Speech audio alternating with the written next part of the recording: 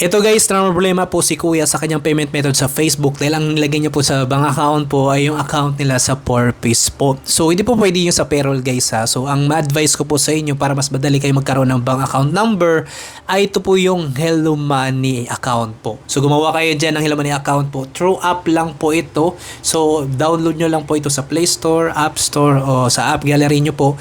So download nyo lang po yan, Hello Money app po, and then register kayo dyan. Mag-sign up po kayo ng True Identity nyo po ha, ang ilagay, then active number, active Gmail, and then valid ID.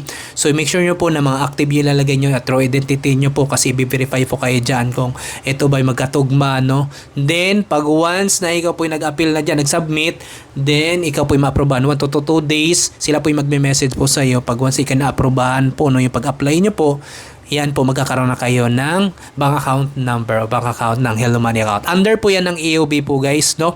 And then, pag once meron kayong account number dyan, yan po ilagay nyo po doon sa inyong mode of payment sa YouTube, Facebook, TikTok at sa iba pa po, no? So, madali lang po gumawa ng Hello Money account, mag-sign up, mag-register. Meron po tayong mga tutorial niyan sa YT. Napakarami po nag-tutorial sa YT at meron din po tayo niyan. Search lang po, no? Yan po, wala na kayong babayaran na initial balance, maintaining balance, tigaya po, pupunta pa kayo sa bangko, no? O sa ibang bangko man na meron talagang initial balance, maintaining balance. So, magkakaroon pa kayo ng penalty, no? So, dyan lang po, Hello Money app lang po, no? Hello Money account, gumawa lang po kayo. So, yan lang po, ako po yung Chris TV. Sana po nakatulong at sana po naintindihan nyo. Maraming salamat po.